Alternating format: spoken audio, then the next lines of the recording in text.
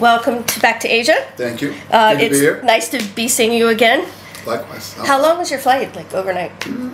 Well, I went from, I was actually started in Bora Bora, then went to Vegas, then went to Bangor, then went back to Vegas for 2 hours packed, and then went to Los Angeles, then came here, and then I got to leave here, and I go straight to Mexico City, go from there to Sacramento, there to New York, there to Foxwoods. I don't go home till September 5th or September 8th or something like that. Well, I hope your vacation really recharged you then. It did. Okay. I feel great, and the flight was a piece of cake.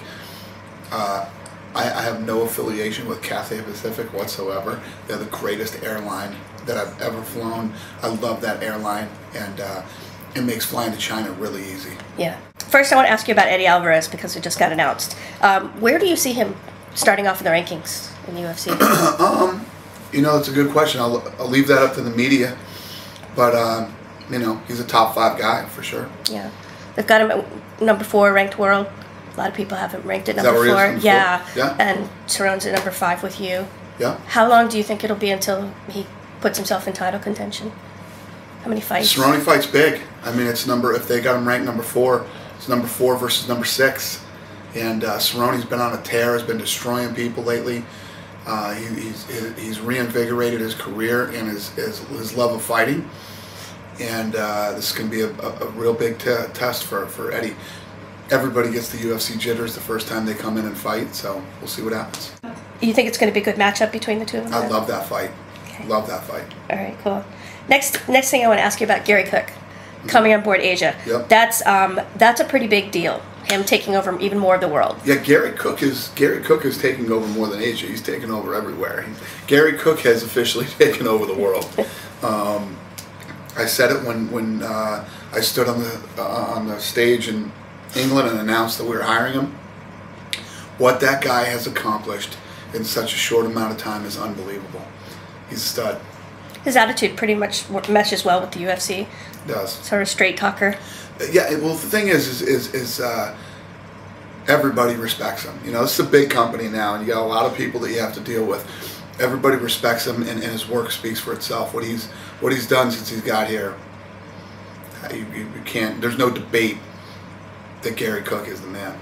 He's already got some ties in Asia. Like previous TV deals, I think he was dealing a little bit with Beijing.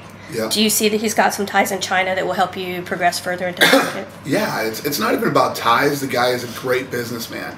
He's a great businessman. He's done some amazing things for us in Europe and the Middle East, and he's going to continue to do amazing things throughout the rest of the world. The guy is a stud. Love him. Yeah, I remember you said he was a rock star. He is. He's a rock star. He also had some dealings with Thaksin Shinawatra back in the day, but you've said you want to go to Thailand. Yeah. So is this still something that you're going to be looking at more Philippines too. Thailand, the Philippines. Yeah, we're continuing our march throughout Asia, and you know, to bring these live events to all these different cities that we know are starving for it. When I spoke to you when you came through for the first presser for Macau, it was about the same time that Eddie Alvarez was actually supposed to be here for a series of seminars, but he got held back, and it was because he had meetings with Coker coming on board.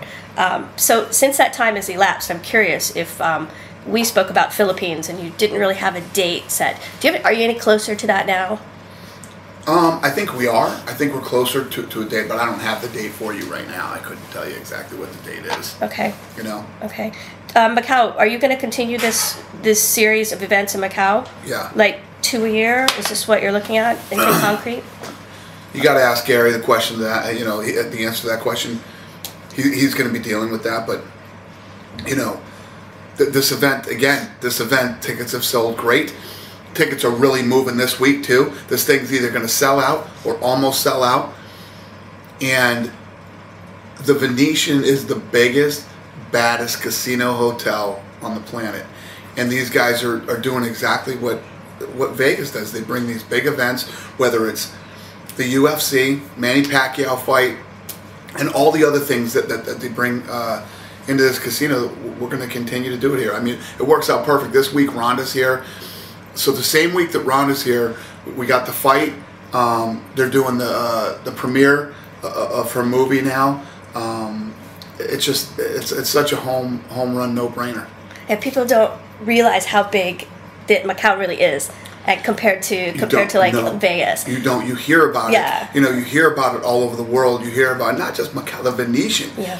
The Venetian Macau is the most insane thing that I've ever seen. It's unbelievable. It's beautiful. It's massive. The place is always packed.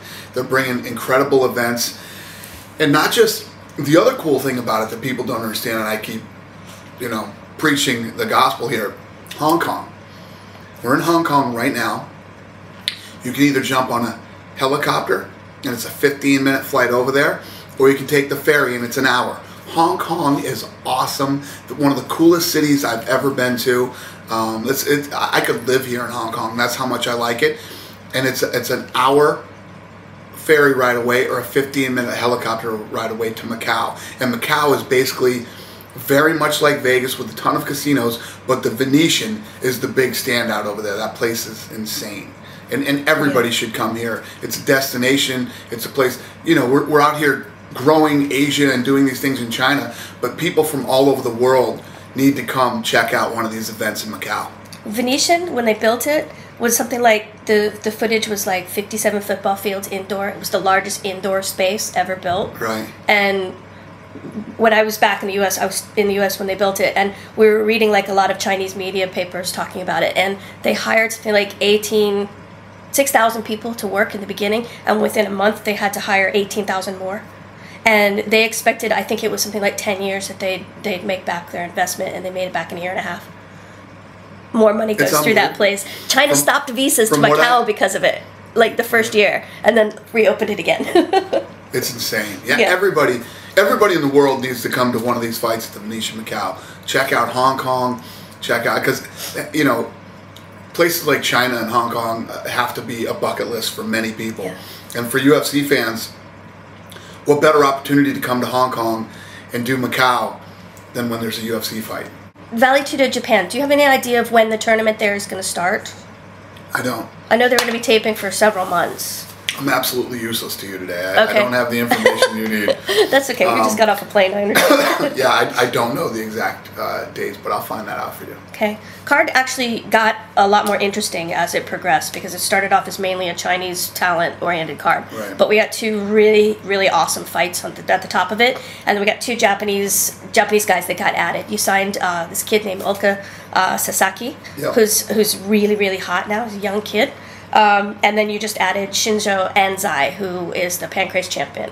That's the way that our cards have been that we've been putting on lately, period. You know, we did the September card in Vegas, and we built it up crazy. Obviously, we lost Jones Cormier, but then we announced that we were going to Foxwoods, and then kept building this card up as we were in Foxwoods, and the same thing has happened here in Japan. It's been another weird year with some injuries, but we bounced back with some good fights. Yeah.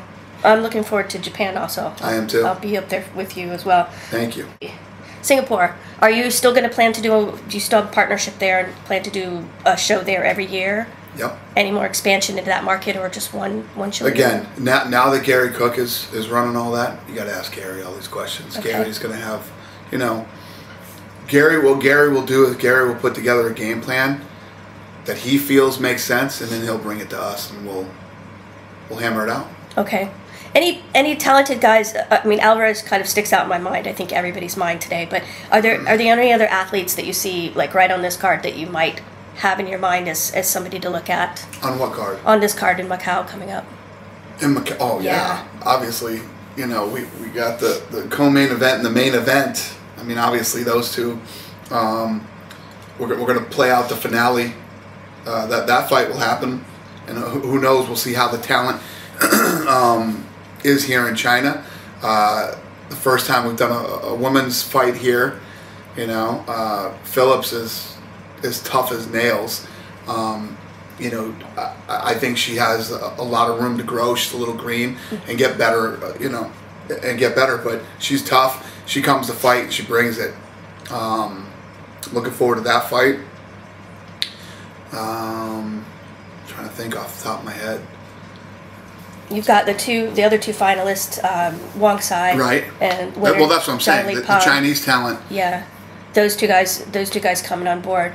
We still see that we need to develop a lot of these guys' skills over here in China. Yeah, and we'll see how this fight goes for them on Saturday. And one of the things that I like to do, did it with Conor McGregor, and I've done it with a lot of the English guys over in England.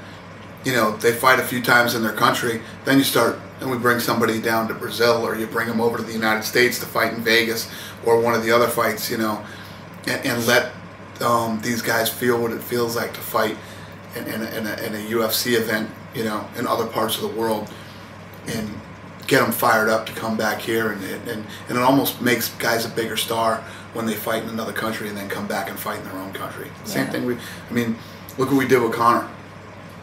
Fought in Boston, fought in the UK, then we went back to Ireland, and holy shit. It was a crazy show, yeah. Yeah, it was insane. Yeah, that was, almost couldn't hear some of the commentating. Yeah, it was crazy. So loud. There's never been an event in 13 years where I've taken my phone out and started filming the crowd. It was that insane. And, hopefully that's what we'll start doing here with the Chinese guys too. For China, for the Macau show, do you know the capacity of the arena, or what are you projecting? Yeah, I'm pretty sure that we have it's like 6,500 seats, and it's almost sold out. Tickets have been moving awesome this week, and it's looking good. The Venetian guys are happy. We're happy. So. And you got 3 ring girls this time. It's all good. We got 3 ring girls. More importantly. Well, thank you very much for your time today, and wish you many success in Asia. Looking forward to any more announcements that you have of shows and expanding. Korea, how about Korea? Anything in mind? Korea, nothing off the top of my head for Korea, but Korea is a market that we're absolutely focused on. The 2 right now that we're talking about, the one that we're really focused on is getting down to the Philippines. Yeah, it's huge. That's a big market for you. Mm-hmm. Huge fans. Thank you very much. Thank you.